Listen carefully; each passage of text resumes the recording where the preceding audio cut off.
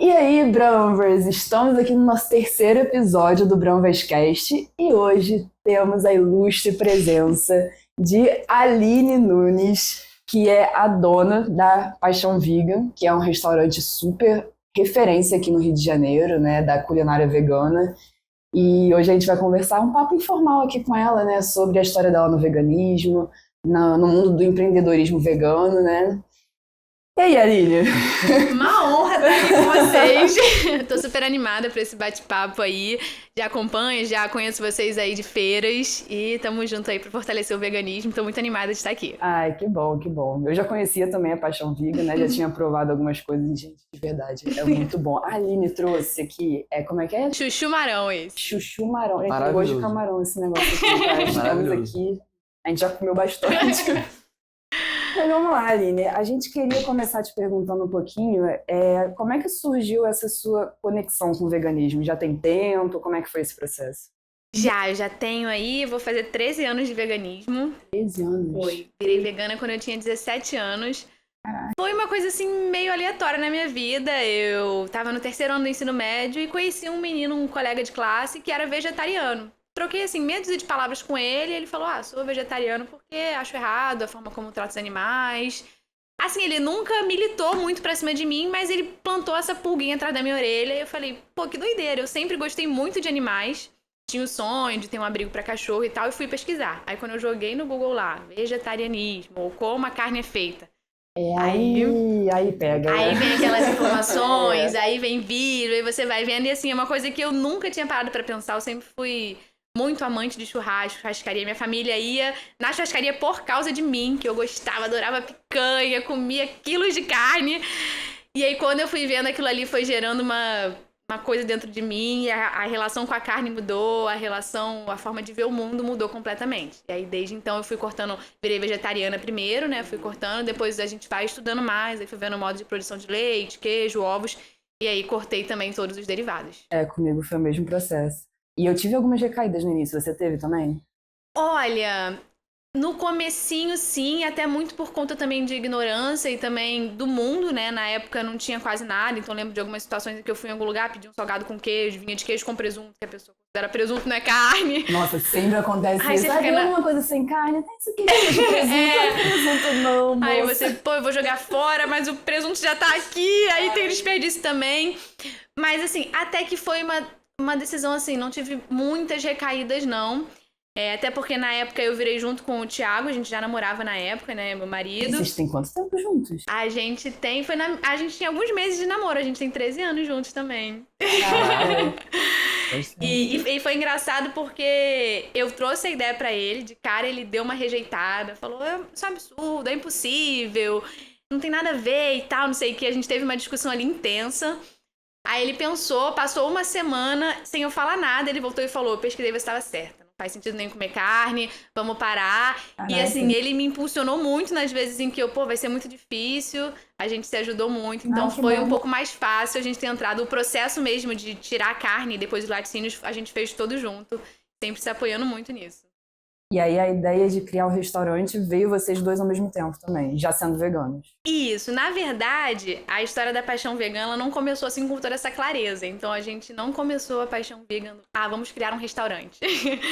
A nossa ideia, a princípio, eu fazia faculdade de História, ele cursava Física. E quando a gente começou, a gente já tinha ali uns 2, 3 anos de namoro, a gente já tava começando a pensar em casar e tava muito longe a gente ver qualquer sinal de dinheiro na vida. Na época o mercado vegano não tinha quase nada, e aí a gente, vamos fazer umas coisas. A gente começou a fazer e levar pra Feira do Lavradio, que a gente ia sempre, adorava passear lá.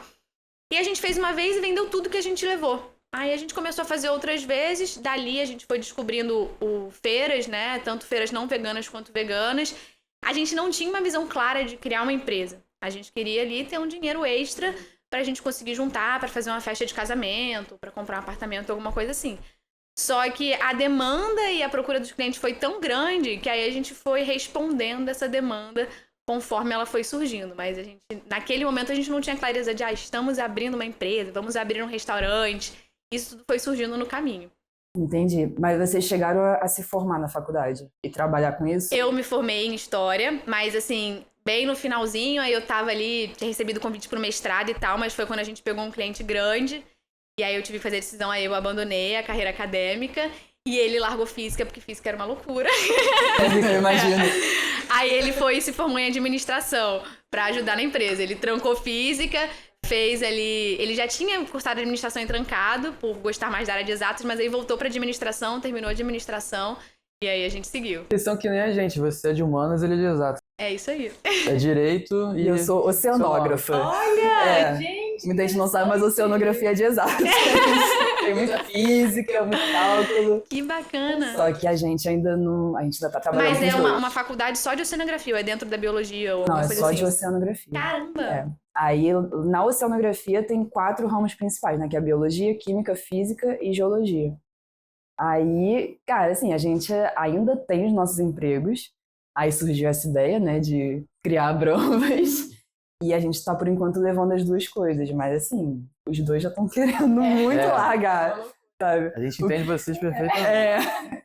Quando que você teve, assim, esse start de vou largar? Foi só por causa desse cliente grande mesmo? É, assim, já tava muito pesado e foi, assim, sendo muito honesta, uma decisão bem difícil, porque eu gostava, ainda gosto muito da área acadêmica, gosto muito de ler, gosto muito de ter contato com pesquisa, mas eu percebi que a oportunidade de cursar um mestrado, futuramente um doutorado, eu teria ao longo de toda a minha vida. A oportunidade de construir uma coisa sólida dentro do mercado vegano era ali, porque era uma coisa que estava começando, entendeu? E se eu não investisse naquilo naquele momento, outra pessoa ia investir e o mercado é muito mais dinâmico, né? Então, assim, o sonho da vida acadêmica eu ainda tenho guardado dentro de mim, assim, tá ali, e eu acho que um dia é uma coisa que eu posso retomar. Com certeza. Mas investir num negócio é uma coisa que é muito questão de timing, né? Então a gente viu ali num momento um boom do mercado vegano muito grande, uma demanda muito grande. Eu falei, não, melhor me dedicar a isso nesse momento e o resto a gente retoma depois. Não, com certeza. E tem quanto tempo o Paixão Vegan? A gente vai fazer 10 anos. Já vai fazer 10 anos. Foi mais ou menos. Na verdade, a gente faz 10 anos ano que vem. Mas isso, a gente começou dessa forma muito incipiente, já com o nome Paixão Vegan, mas participando mais de feiras e tal. Isso foi em 2016 que a gente começou nessa batida. Foi 2016. E de lá pra cá que teve esse boom no veganismo. Exatamente, assim, quando a gente começou eram pouquíssimas marcas, não tinha nada no mercado vegano, assim, uma das coisas que me fez começar, na verdade, a cozinhar foi quando no meu primeiro aniversário, como eu ainda era vegetariana, e a gente sempre fazia um bolinho em casa, né, aquela coisa do bolinho pra chamar a família, e minha mãe organizava. Minha mãe vai organizar, organizou. Minha mãe não sabia fazer nada, tipo, desesperada, e ela fez cachorro-quente, patê de atum, o que ela sabia que sim tinha nas festas. E pra mim ela fez pão de queijo e tinha bolinha de queijo. E eu comia a festa inteira só essas duas coisas. Aí eu fiquei um pouco irritada, frustrada, porque a festa era minha. Mas aí dali eu tomei muito claro pra minha percepção de que, assim, a escolha era minha e quem tinha que sustentar ela era eu. Por mais que até aquele momento ali, minha mãe que cozinhasse, ela não tinha que aprender a cozinhar nada novo. Quem tinha mudado era eu, e aí eu fui pra cozinha. E assim, eu acho que o veganismo, ele traz uma mudança geral, assim. Porque eu passei a me atentar muito mais pra minha alimentação, porque você passa a ler os ingredientes. Então, assim, algumas coisas que até são veganas, mas você vê que, pô, o rótulo não é tão legal, você deixa de comer, você passa a ter uma noção muito maior do efeito da comida no seu corpo, dos lugares que você vai. Então, é um mundo que se abre que não dá pra voltar atrás. E aí, a partir disso, eu fui vendo a importância de cozinhar, criando uma nova... Minha família não tem uma tradição de cozinha, de nada disso. Fui pra cozinha, fui aprender a cozinhar. Muita coisa deu errado. A gente comeu muita gororoba. Eu passei pela mesma coisa. Hambúrguer que a gente tenta fazer que fica só farinha. Exatamente. Eu Natália falei falou isso no episódio exatamente anterior. Que eu aprendi a cozinhar com veganismo e, nossa, fiz muita coisa ruim. É isso. Vou deixar um link aqui pro episódio anterior pra vocês verem que não é mentira. E aí nisso a gente foi, e aí o que ia dando certo também, eu ia dando pra família provar, e um gostava daqui, outro gostava dali. Aí eu fazia os meus colegas de faculdade de um grande laboratório. Isso que a minha família já dizia que dava certo, eu levava pra faculdade, eu estudei na Unirio, ali na URCA. E ali a gente tem, até hoje existe, que é muito legal essa cultura ali da Unirio, que é o Cantinho da Confiança. É um local, um grande muro, assim, que você leva qualquer coisa, bota o preço e confia que as pessoas vão pegar o produto e botar o valor. Legal.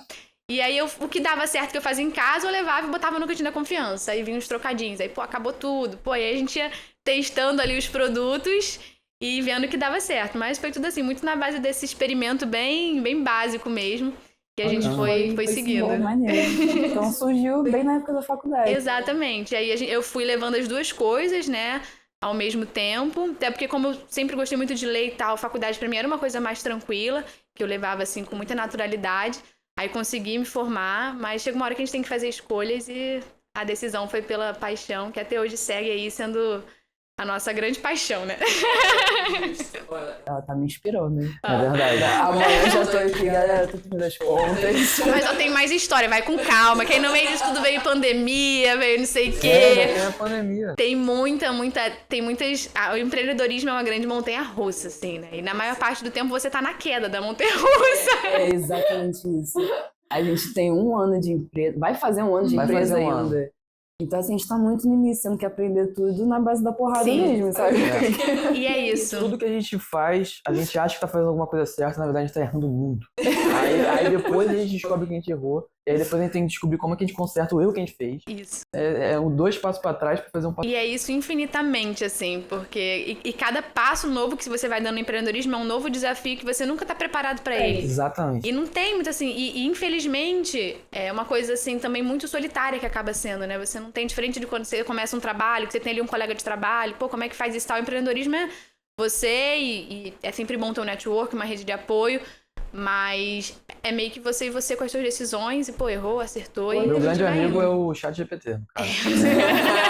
Qualquer coisa eu falo, cara, eu tô fazendo uma besteira absurda aqui. Normalmente ele fala, sim, você tá. Tá fazendo um troço horrível. Aí eu volto atrás. E aí repensa. Porque realmente a gente não tem. Não né? tem. E como é que foi essa época de pandemia pra vocês? Foi desesperadora. Porque, assim, a gente tava em 2019, a gente começou a pensar na expansão para outros estados, para São Paulo. A gente participou em 2019 da Natural Tech, participamos da VegFest, então a gente investiu bastante em ir para o mercado de São Paulo. Apanhamos muito, mesmo em 2019, por conta da logística, que é muito ruim a logística partindo do Rio de Janeiro, e são produtos congelados, então... Muito problema de, pô, a gente optou por um frete mais barato, o produto não chega bom, aí se o frete é caro, o cliente reclama do preço, e fazer toda essa logística de pensar o preço do produto com o frete e tudo mais. Então a gente estava nesse processo, então em 2009 a gente já teve muitas frustrações pela dificuldade que é você ter um país tão imenso, mas com uma estrutura de logística tão precária. Sim. E aí a gente já estava nesse processo de reestruturar, de pensar o que a gente ia fazer em 2020, e aí veio a pandemia. Foi, assim, um choque. Eu sou uma pessoa mais otimista, então eu falei, não, isso vai ser coisa boba e tal. Mas, graças a Deus, o Thiago é um grande pessimista. E ele falou, vai dar tudo errado, isso vai durar alguns Thiago, anos. ele tá ali atrás só rindo. E por conta do pessimismo dele, a gente conseguiu tomar algumas decisões estratégicas que ajudaram a gente. No sentido de, pô, vamos ter que diminuir a equipe, não tem jeito. Vamos ter que mudar a forma de produção, vamos ter que segurar ao máximo, pegar capital, agora que ainda tem, pegar empréstimo pra gente segurar. E foi o que a gente fez, assim, a pandemia foi um modo de sobrevivência hard, assim, da gente investiu bastante no nosso site pra ter entrega em casa, né? A feira também, a Vegborá, teve a opção de ser entregue em casa, então todo mundo teve que se reinventar e alguns parceiros também fizeram isso. Mas foi muito ruim, e aí nessa situação da pandemia também foi que a gente repensou a nossa vida, a gente já tava ali no momento de começando a pensar em ter filho. Aí o Thiago também voltou a trabalhar na área dele de tecnologia, estudar para concurso, pra gente ter também uma base, por isso que eu falei, pensem também. Ah, com certeza. Pra gente ter uma base firme, porque infelizmente no Brasil depender só do empreendedorismo é muito volátil, a nossa economia é muito frágil, as decisões. E o mercado vegano ainda é uma novidade, assim, que tá de certo modo, eu acho que já dá pra dizer que explodiu, mas aí por ter explodido, a gente hoje tem grandes players no mercado, né? Então a gente hoje tá concorrendo com a Seara, com a Sadia, com a Friboi, e isso dificulta bastante a vida de quem é pequeno, de quem realmente vem do princípio vegano, né? Então foi isso, aí foi a decisão que a gente tomou tanto pensando no bem da empresa, como também no bem da nossa família, e também pra gente não depender financeiramente do negócio. Porque isso prejudica bastante o negócio. Você ter o desespero de, pra pagar suas contas, precisar que o negócio, que às vezes o negócio tá mal, mas é uma fase ali. Só que como é que você fica, né? Com o seu aluguel, com as suas contas, com tudo mais. Aí foi a decisão que a gente tomou tanto pessoalmente quanto estrategicamente. Foi a gente investir num chão mais firme, né? No caminho do concurso público pra empresa continuar crescendo. Entendi. Mas você falou desse negócio, né? De vocês estarem concorrendo com Seara, essas marcas grandes. Você acha que tem muitos veganos que compram dessas marcas? Porque, assim, poxa, né? A gente é vegano, tem toda uma ideologia. Vai lá comprar de Seara. Eu, pelo menos, falando de mim, né? Eu prefiro 1000 vezes ir pra uma empresa vegana.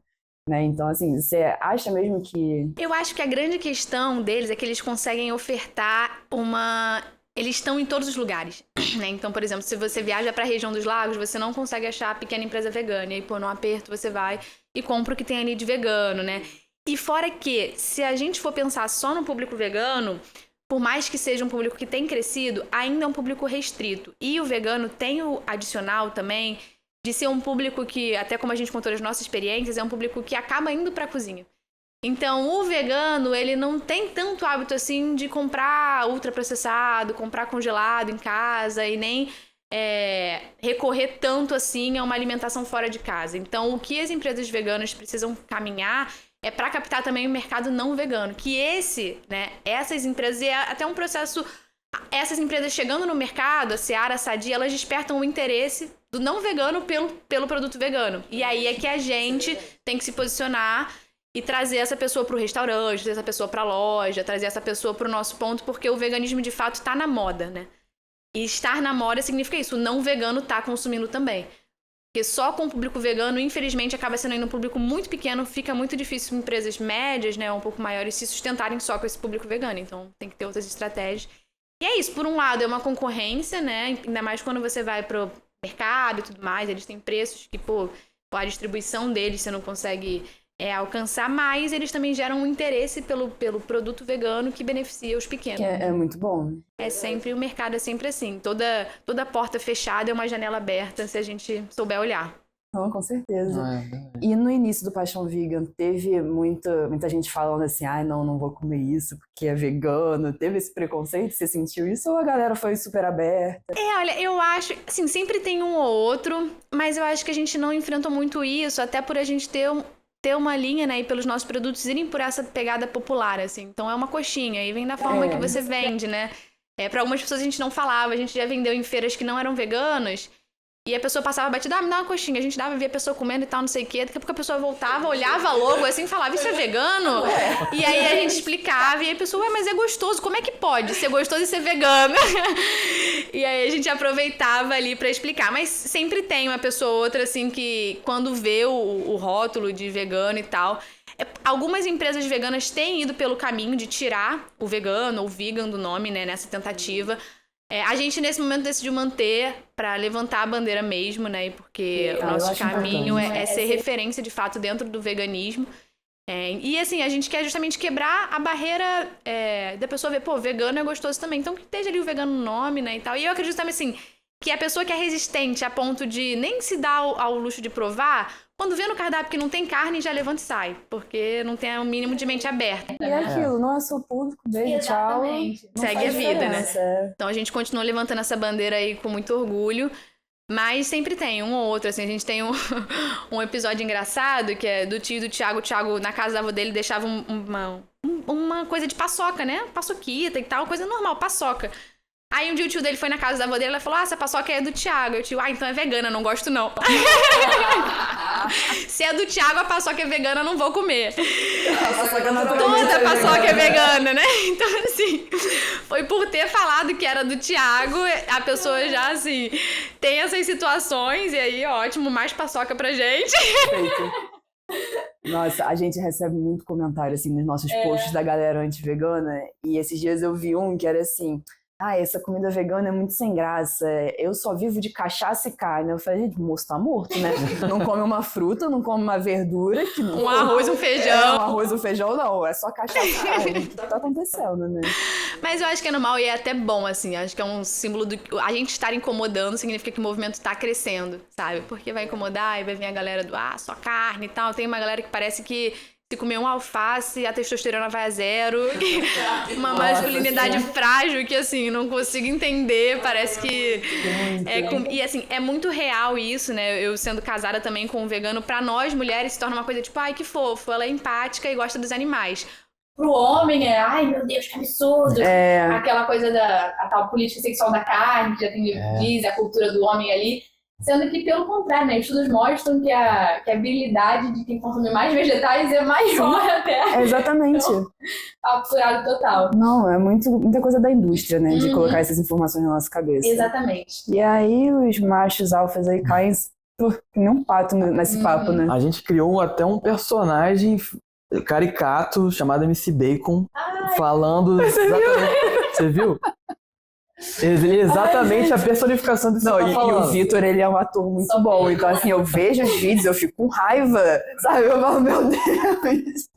Que é muito aquele macho alfa mesmo. Ai, que... Não, e detalhe, a voz dele eu peguei de um amigo meu que é exatamente assim. Ele fala assim, e ele é exatamente o MC Bacon na vida real. Então eu peguei tudo dele, assim, e criei o personagem muito fácil.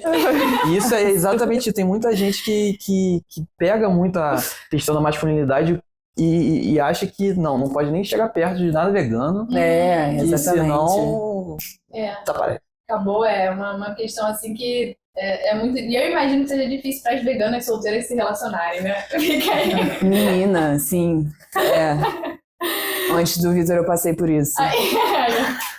Dá pra fazer um podcast só sobre Dá pra fazer um isso. podcast só sobre esse assunto.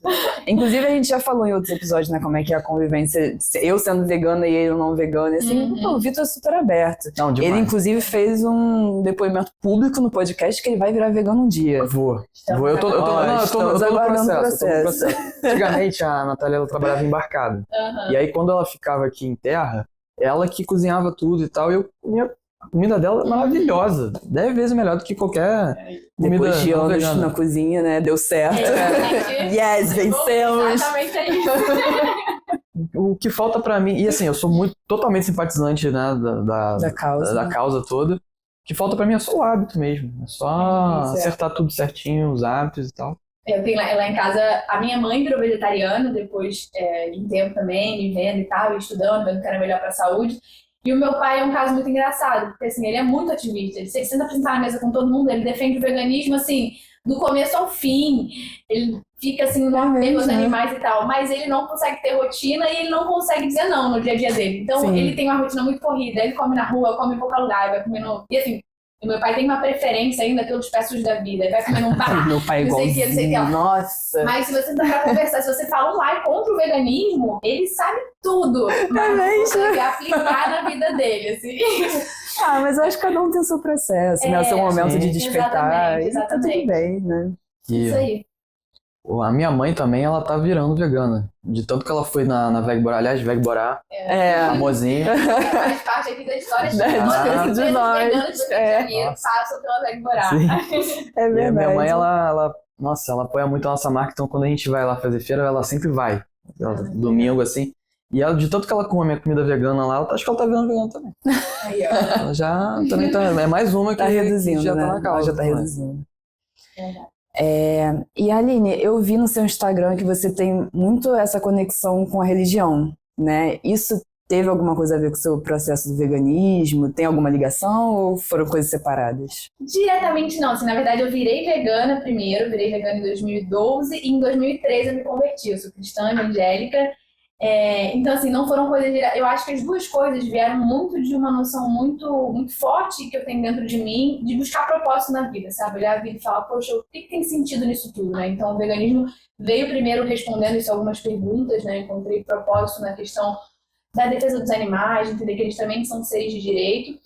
E depois pensando mais além, o sentido geral da vida, o que acontece depois que a gente morre e tal, foi quando eu encontrei Jesus e tive um outro significado para minha vida. E eu não acho assim, infelizmente tem também muitas igrejas, também já ouvi muita piada, que Deus fez os animais pra gente comer e tal. Nossa, já ouvi muito isso. Não concordo, lendo lá Gênesis, Deus criou todas as plantas e as sementes para que o homem comesse, né? A morte, ela veio com o pecado, né? Então a morte também dos animais é fruto do pecado.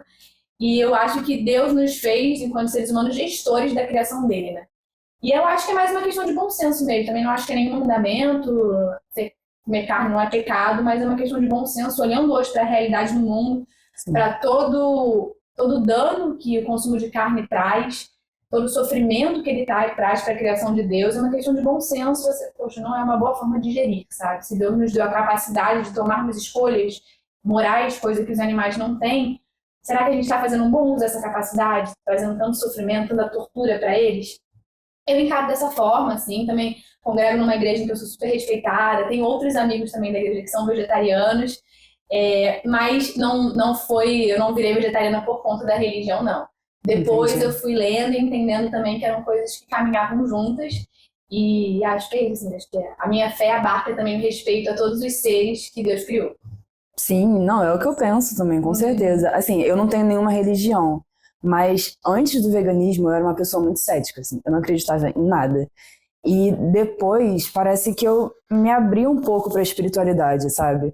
E eu acho que isso tem muito a ver com a energia, porque, poxa, imagina, né? No momento que o bicho está sendo abatido, ele tá ali sofrendo, com medo, desesperado, e toda aquela energia eu acho que fica no alimento, sabe? E você fica colocando isso pra dentro do seu corpo, cara, isso te dá um bloqueio espiritual, assim, na minha opinião, né? Então eu acho que eu senti muito essa abertura, né, pra uma vida mais espiritualizada, e hoje em dia eu sou muito ligada nisso de energia, mas eu acho que tá muito ligado nisso, Sim. né? Eu acho que a empatia, né, é uma forma de a gente exercer aquilo que Deus nos deu de melhor, que é o poder olhar para o outro. E quanto mais, eu acho que a minha formação é história, né? Eu vejo muito a história da humanidade a partir talvez, desse processo da gente se sensibilizar, sabe? Lá atrás nem o conceito de humanidade existia, as pessoas não se enxergavam como unidade por serem humanos. Era eu sou de tal tribo, você é de outro, e a gente se mata por causa disso. Depois vieram outros critérios, né? A questão do sexo, a questão da cor, como fatores que nos diferenciam. E eu acho que hoje o especismo é o próximo passo, que a empatia precisa evoluir para a gente ir caminhando com uma humanidade que é mais de acordo com a vontade de Deus, sabe? Que no final de tudo Deus é amor. E acho que isso todas as religiões do mundo concordam. Não, com certeza. Às vezes... Não, fala. No ramo do direito também, agora eu vou falar aqui de direito, né? Mas tem muito... O direito dos animais está crescendo absurdamente também. A gente tem... Graças a Deus. Exatamente. Não tem a questão da dignidade da pessoa humana, que, né, hoje em dia já está super positivado. Aí agora se fala dignidade do animal, né? E é algo que está crescendo pra caramba. É porque pelo direito civil o animal ainda é um bem. Animal é um bem. Você pode pleitear, é meu, é teu, é uma posse, né? O semovente, que chama. Exato. E é um processo também torná-los seres detentores de direito, Exatamente. né? Algumas leis hoje já vêm, né? Tem a lei de sanção, que é aquela do maus tratos dos animais, mas ainda é um caminho longo aí que os nossos juristas têm que percorrer pra gente poder ver os animais como, cara, sente, cara, sofre, seres, né? deseja, eles são seres que é diferente de nós, não tem sociedade, não criaram leis, mas não tem porquê a gente fazer o que a gente faz. Sim, Exatamente. Às vezes eu fico pensando, né? Porque hoje em dia a gente fala de escravidão como se fosse assim, meu Deus, como as pessoas faziam isso. Aí eu fico pensando, será que no futuro as pessoas vão olhar pra trás e falar, meu Deus, como que eles comiam carne dessa forma, sabe? É bem possível, né? Né? Eu tenho essa esperança. Tem vários movimentos jurídicos também, quanto, por exemplo, vaquejada. Se tenta combater isso, tornar ilegal, né? É uma questão cultural, mas a gente tenta cada vez mais... Dizer que é cultura, né? A nossa cultura já foi cruel tantas e tantas vezes. Exatamente. E ainda no mundo existem, né, tantas práticas culturais que são cultura pura, exatamente. E em outros tempos existiram com seres humanos, né? Zoológicos, em que colonos faziam as pessoas ali que moravam no local de um verdadeiro zoológico humano, enfim. Tantas coisas que a gente hoje fala, nossa, isso é absurdo, né? E eu acho que a grande dificuldade justamente é essa, né? A gente olhar as exclamações, assim, as coisas absurdas do nosso tempo. Porque quando a gente está vivendo, a gente tende a normalizar tudo, né? E aí a história traz esse aspecto mais crítico. Sim. Mas olhar para o hoje e poder ver, né, todos os dilemas éticos ali e se posicionar neles é que é um desafio. Porque a gente nem sempre vai conseguir enxergar tudo, né? Mas algumas coisas estão aí um pouco escancaradas, é só a gente querer. Só prestar atenção. Exatamente. É absurdo também. Quanto mais eu estudo sobre veganismo, eu vejo que o veganismo é um dos tópicos mais multidisciplinares que existe. Nossa, sim. Só que a gente já falou de direito, a gente já falou de cultura, a gente já falou meio ambiente, a gente já falou de religião. Olha isso. Sem falar no aspecto da nutrição, da tudo, questão biológica. Tudo. É absurdo. E é isso, o veganismo ele te faz uma pessoa mais interessada, né, em saber como as coisas funcionam, economia, passa por economia, por engenharia de produção, exatamente. Fica chato ali um pouco de tudo. É exatamente isso. Não tem uma.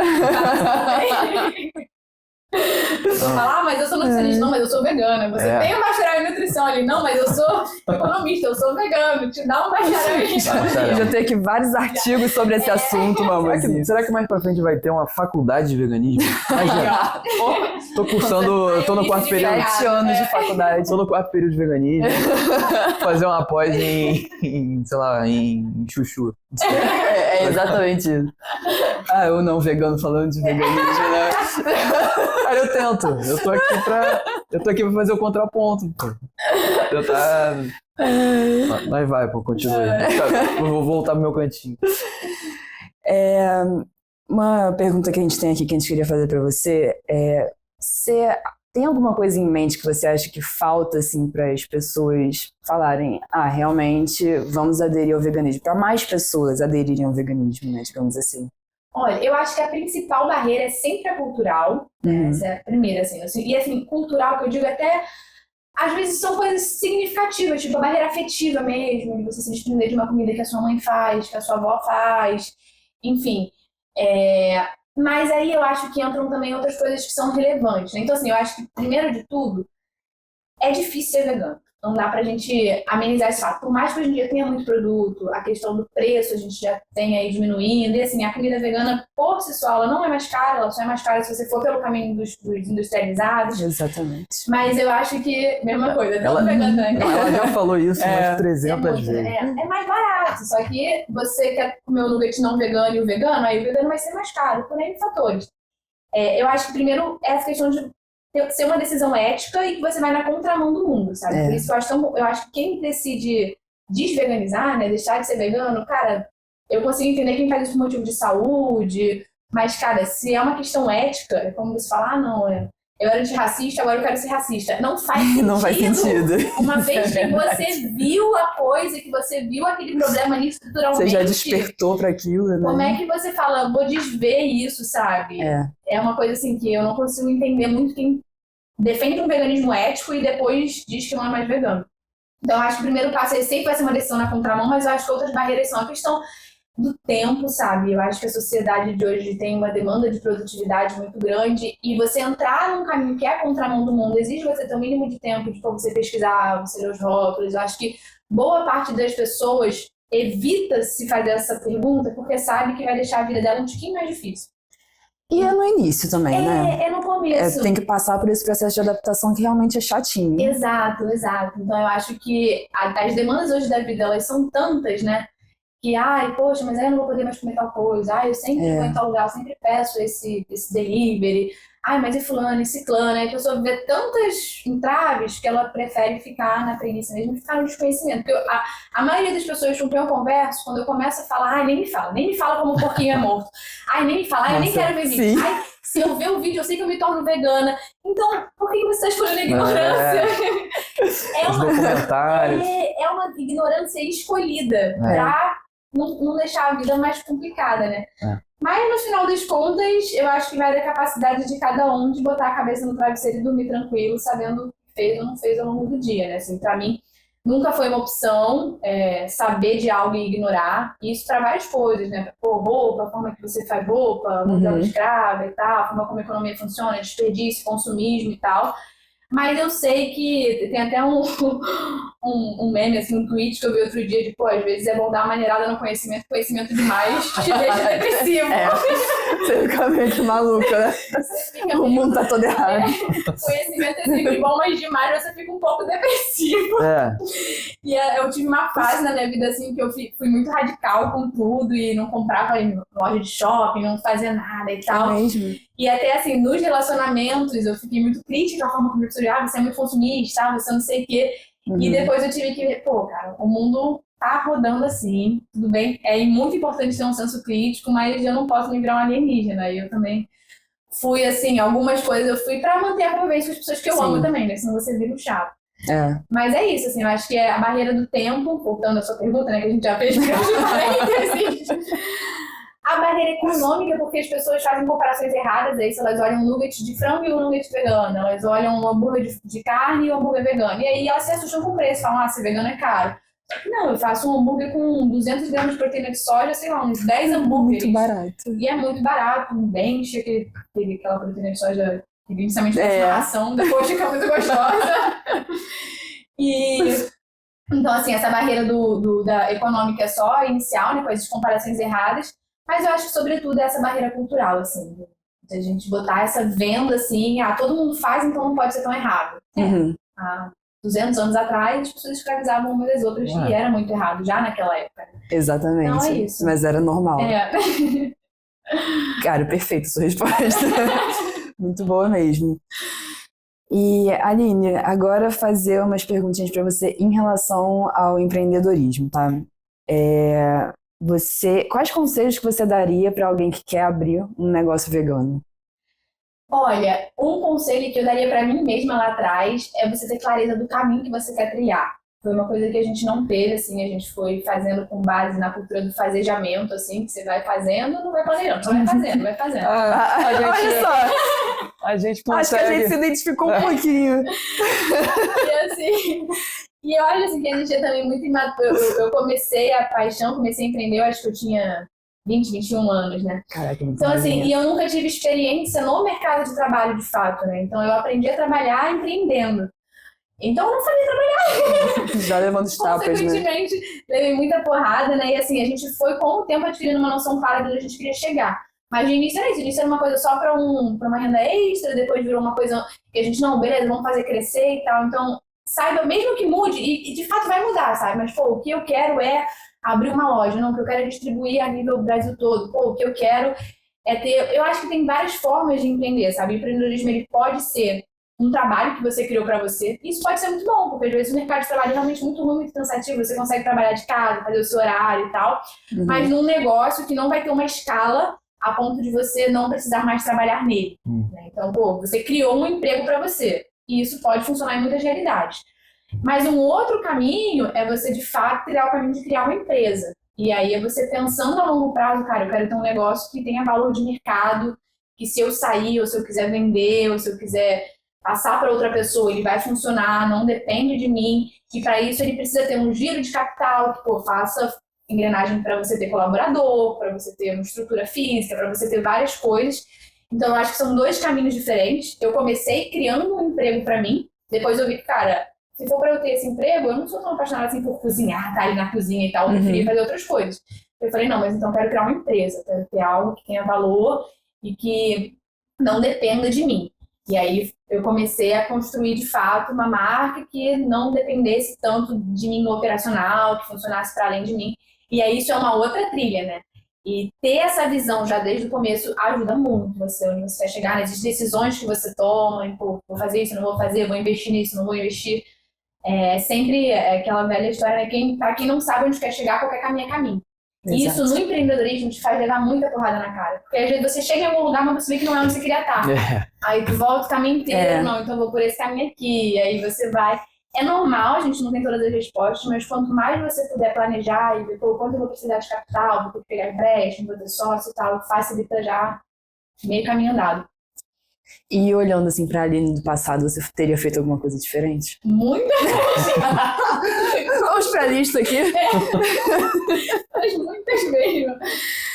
Eu acho que, em primeiro lugar, ter pensado no que eu queria a longo prazo. E aí, muitas escolhas diferentes, desde a forma como você contrata alguém. A gente vai contratando muitas pessoas no desespero e, às vezes, é melhor você trabalhar sozinho do que você ter alguém que não trabalha bem.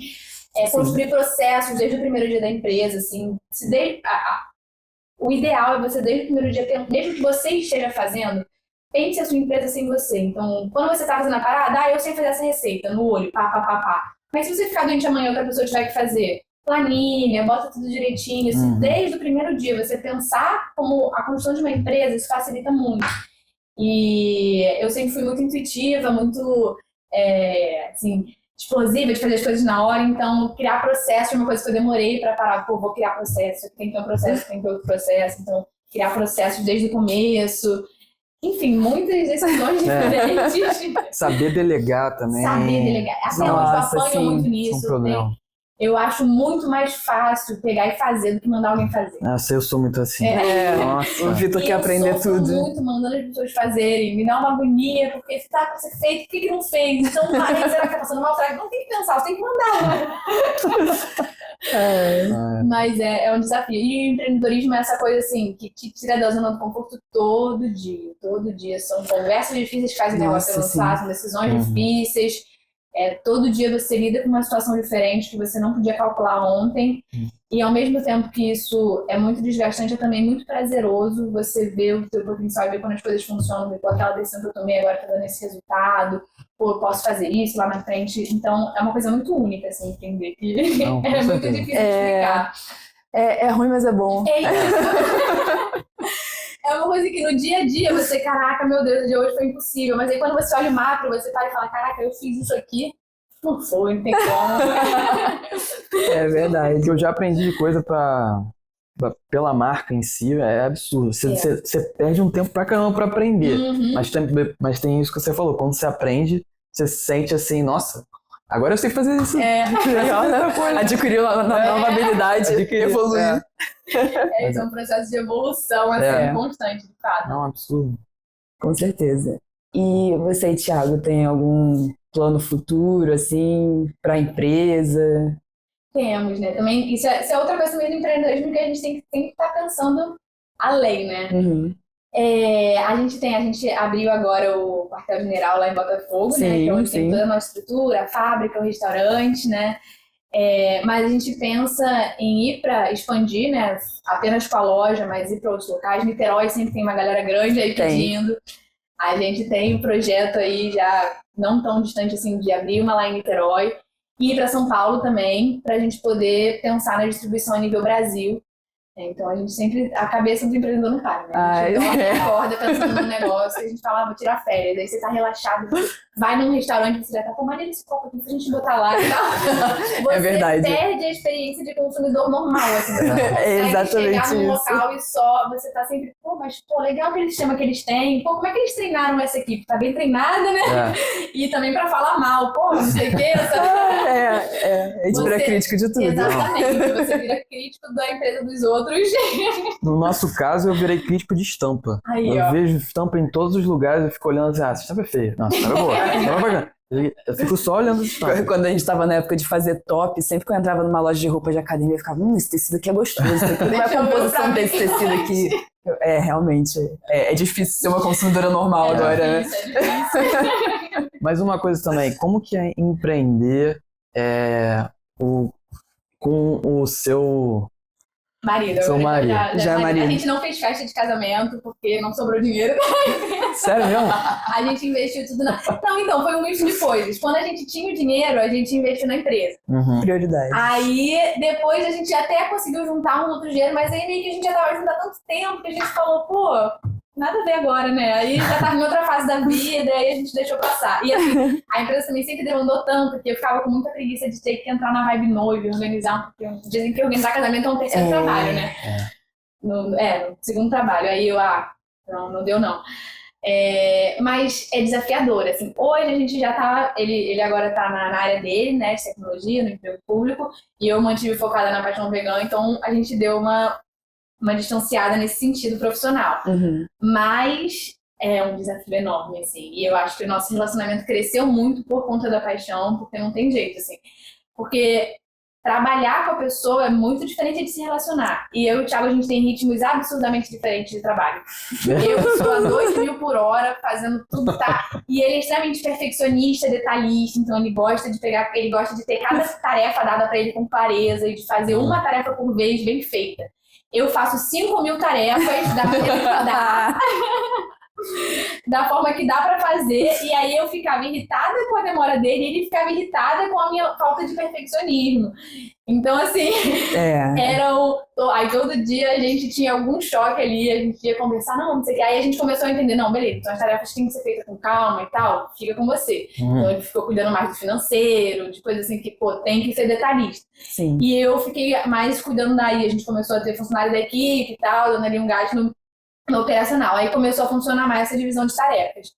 Mas ainda assim traz um desafio ali pro relacionamento, mas acho que a gente soube crescer muito com isso. Também foi uma coisa que em muitos momentos em que a vida tende a separar o casal, né? A gente já tem 13 anos de relacionamento. Sim. A paixão vegana nos uniu de novo e a gente se encontrou ali naquele propósito e a gente deu as mãos e todas as dificuldades de você ter alguém para passar junto, as decisões de você ter alguém assim.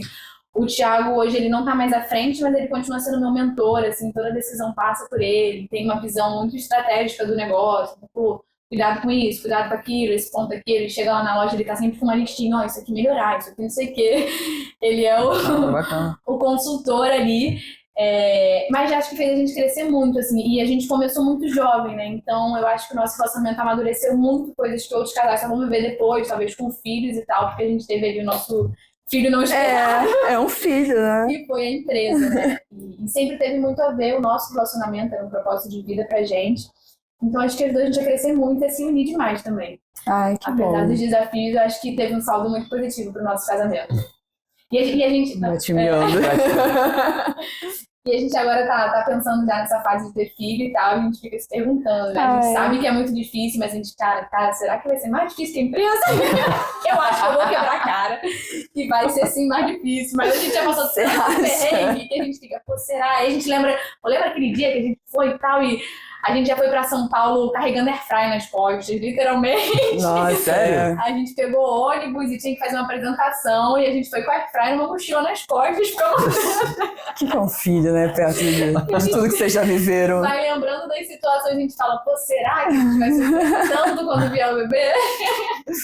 Eu acho que o mais desafiador é que não vai ser a junção das duas coisas, né? Vai ter a empresa e o filho, né? Exato, Tempo pra exato. tudo. Mas o que administrar. eu tenho ouvido muito, assim, eu tenho ouvido muito podcast também de mulheres empreendedoras, né? E todas elas falam, cara, você não vai dar conta de tudo. Isso é um fato, você tem que escolher as suas prioridades, sabe? Hoje a minha prioridade vai ser família, então você deixa o seu trabalho organizado para aquele dia você se dedicar para a família. E é isso, cada dia você vai colocando sua energia numa coisa, né? Porque senão a gente fica maluca também. Não tem como. Hoje já é essa complexidade, assim, a gente tem que ir escolhendo as batalhas, escolhendo bem também as pessoas, né? Então hoje todo o meu projeto, meu planejamento na paixão é de fato isso, que possa caminhar melhor sem mim e tal, para que tenha uma certa solidez ali, porque de fato você tem que estar no operacional, no estratégico e tal, e até eu acho que isso é uma característica, até voltando àquela questão da dica do empreendedor, né? Se você é dono do negócio, você tem que ser a cabeça. Em determinados momentos, você vai precisar ser tudo. O braço, a perna e tudo mais. Mas não esquece que a sua principal função é ser a cabeça e pensar o negócio. Porque isso ninguém mais vai poder fazer, né? Chamar alguém para ajudar a fazer alguma coisa, desenvolver, fazer um prato, no nosso caso e tal, é possível. Mas ter a visão, o amor que você tem pelo negócio, né? E ter até um instinto que o empreendedor desenvolve de saber tomar decisões, é só você. E quando você acaba ficando muito sufocado do operacional do negócio, você não consegue ter a clareza para tomar decisões e tal. Então, boa parte do trabalho do gestor é trabalhar menos para trabalhar melhor. Isso eu demorei muito para perceber, porque eu sou muito de fazer as coisas, né? Então, cara, eu preciso sim estar com a cabeça bem descansada. Se eu ficar um dia inteiro na cozinha, quando eu terminar esse dia, eu tenho que tomar decisão de financeira, eu não sei o que eu vou fazer amanhã, já era, eu vou chegar e dormir. Então eu preciso estar tranquila para poder tomar a decisão, para poder ter as conversas, para poder fazer o negócio andar no rumo que ele precisa, e para isso você não pode estar tão imerso assim na parte mais prática do negócio, né? Então eu também aprendi isso muito com o tempo, e agora é o caminho que eu tô querendo andar, ser mais a cabeça do negócio mesmo, para que ele possa seguir amadurecendo, né? Perfeito. Esse é o caminho mesmo, cara. Com a gente foi assim também. A gente começou a ver, quando a gente começou a trabalhar os dois juntos, a gente viu que, não, peraí, Natália é melhor nisso. E eu sou melhor naquilo. O Vitor, assim, a parte criativa da empresa é toda com o Vitor. A questão das estampas e Não, tal. estampas, roteiro de vídeo, criação dos personagens. MC Bacon foi totalmente ele, né? E é até engraçado, quando a gente tava gravando o MC Bacon, eu falei, vamos fazer um roteiro, né? Ele, não, vamos no improviso. Aí ele sentou aí, começou a falar. Aí ele falou, agora é você que fala, amor. Eu falei, não, mas eu preciso de roteiro, eu não sei. Quando a câmera voltava pra ela falava assim, ok. Aí acabou o improviso dela. Okay. Aí ele fala. Aí chegou a minha hora, eu falei, caraca, o que eu falo agora? Então, assim, realmente ele é uma pessoa muito criativa, né? E eu já sou mais como o Thiago, né? Eu gosto de planilha, cuidado financeiro, a parte administrativa, eu gosto muito mais disso, sabe? E sou a blogueira oficial também da marca, isso aí. Ela é blogueira oficial. Ela é a carinha bonita. Eu fico só por trás. E a vegana também, né? Você gosta desse local de blogueira, assim? Cara, eu gosto, Mas, assim, eu não gosto da pressão que tem de ter que ficar aparecendo toda hora, Sim. sabe? Até esses dias eu falei nos stories, eu falei, cara, ontem eu decidi não aparecer, porque eu não tava legal. E antigamente eu me forçava muito a isso, né? Tipo, eu não tô num dia bom, não importa, bota um sorriso no rosto e vamos aparecer nos stories. Fingir que tá tudo lindo. Mas ninguém tá bem todo dia, sabe? Então, assim, eu parei de me forçar também. Isso pra mim também foi um processo, assim, o local. Ainda é um local, assim, eu gosto muito de falar em público, mas essa coisa mais blogueira, de tipo assim, mostra a rotina, não sei o que e tal. Quando chega na parte de expor um pouco da vida pessoal, aí opa, Dá uma travada, eu tenho né? nervoso até de Instagram aberto, eu já abri e fechei meu Instagram várias vezes. Eu abro e quando eu vejo a quantidade de gente que entra, eu falei, meu Deus, Chega. é um desafio. Mas Mas as pessoas se conectam muito pela marca a partir de pessoas, né? exatamente. Então não tem como, assim, eu entendo a responsabilidade que é, eu entendo bem que isso traz para a empresa. Então eu visto a camisa mesmo e vou. Mas é um desafio, assim, também. Os primeiros vídeos também eu fiquei super sem graça de ver o vídeo rodando. Meu Deus, a gente sempre vê 1 milhão de defeitos. Sim, não, os primeiros vídeos que eu postei, não na Brombas, porque antes eu já tinha vindo de uma tentativa de blogueiragem, né? Mas os primeiros vídeos eu postei e falei, não vou ver, senão eu vou deletar esse negócio. Aqui a gente se acha toda estranha, né? E tô falando pra quem, gente? Alguém vai ver? O que as pessoas vão pensar? É estranho. Mas aí depois a gente aprende a desapegar. Depois ver o carinho, né? Ver que as pessoas... Muito. A interação da galera. Ai, gente, é muito bom. É muito bom. Eu tinha um medo também no começo de a blogueiragem da Brombas afetar o meu outro trabalho, né? Da advocacia, se eu perder cliente, alguma coisa assim. Nada, os clientes adoram. Eles falam, pô, MC Bacon, cara. Pô, o MC Bacon vai cuidar do meu inventário aqui, cara. Pô, MC Bacon é meu advogado. Pô, faz o RAW. Faz o... Entendeu? Vai já trazer mais cliente aí, vai. Quem sabe? Assim, não afetou em nada. É mais ansiedade. No fundo é ansiedade. É você... A gente se preocupa muito. E é isso que eu falei, é o lugar de eterno desconforto que o empreender traz. Então, pô, sempre... E quando a gente começou muito pela empresa de mídia, né, que a gente começou a ter parceria e a Clara, que cuida das redes sociais, ela, pô, Aline, todo mundo te conhece das feiras e tal, você tem que se expor mais e tal. E eu, não precisa, só botar foto de salgado lá, precisa. E ela e minha irmã também me impulsionaram muito. E aí quando a gente vê que, pô, os vídeos em que você aparece dá muito mais visualização e tal, a gente vai aprendendo, né? Aí vai estudando, vai ficar vendo outras pessoas como fazem e tal, sempre sair da zona de conforto e se adaptando o que o negócio precisa. É isso que você falou, as pessoas se conectam com pessoas. Sim. Então a galera quer saber dos bastidores da empresa. Não, a Brombas também no começo do Instagram, bem no começozinho, assim, criei Instagram, primeira semana, eu tava pensando em só botar foto das estampas. Zero contato, nada, não dava em nada. Aí a gente começou a aparecer, o negócio conheceu. Exatamente. Bom, Aline, estamos caminhando para o final do podcast. Assim, a gente pensou em trazer um conteúdo para a galera, mas foi uma sessão de coaching empresarial pra gente, né? Foi. Nossa, gratidão. Depois eu vou anotar tudo que tá filmado. Eu vou rever todo esse episódio. Com certeza. E como forma de agradecimento, a roupa tá aí, a gente queria te dar uma camiseta da Brombas. A gente mostrou antes as estampas pra Aline e ela escolheu essa daqui do meu crush, o abacate. O famoso abacate, alguém escolheu o abacate. Yes! Então fica com o nosso presente. Também amei meus salgados, tá? Dá licença. E fala pra gente onde que a gente pode encontrar a Paixão Vig nas redes sociais, né? Beleza. Fala aí. A nossa base, como foi a nossa conta general, é em Botafogo, na rua 19 de fevereiro, número 94. Lá funciona o nosso restaurante, empório, cafeteria, um pouco de tudo, assim. O nosso conceito é justamente ser esse local referência do público vegano. Se você quer um doce, se você quer um cafezinho, se você quer almoçar, a gente tem prato executivo, se você quer comemorar o seu aniversário lá com a gente. Então é um espaço realmente muito aconchegante para todos. O nosso Instagram é o @paixãovegan. Tá? A gente também tem o site www.paixãovegan.com.br. Lá você pode fazer o seu pedido para sua festa, sua encomenda. Também temos o nosso buffet. Então, assim, a gente, ao longo desse mundo, a forma que a gente encontrou de sobreviver dentro do mercado vegano foi diversificando os nossos produtos, né? Então, já que a gente já trabalha com gastronomia, então, vamos fazer evento, vamos fazer encomenda, a gente faz de tudo um pouco. E no nosso Instagram você encontra todas as informações e a gente espera a visita de vocês lá na loja e de você que tá assistindo Com a gente também. certeza. É isso, Aline. Muito Obrigada, obrigada. Muito Tá? obrigado. E a gente vai deixar o link do Instagram aqui do Paixão Vegan, tá na descrição do vídeo. Não esqueçam de comentar, compartilhar, tá? Tudo. Manda esse podcast para todo mundo, porque aqui teve muita dica boa de todos os assuntos, né? Empreendedorismo, veganismo, de vida a dois. Então, assim, Agradecer a presença também do completo. Thiago, atrás da câmera também. Tá ali só nos bastidores, mas fez sua presença. Antes, enquanto ele detesta falar em público. A gente está presente. Está A gente tá presente, é isso aí. E é isso, gratidão, tá? Obrigada a vocês, e foi um prazer. Yes! Fechou. Ai, que papo Cara, gostoso, foi incrível. gente. Foi muito bom. Gente, eu tava doida pra comer outro negócio. O meu medo de comer e depois ficar falando. Entendeu? Fala aí. Vamos gravar agora.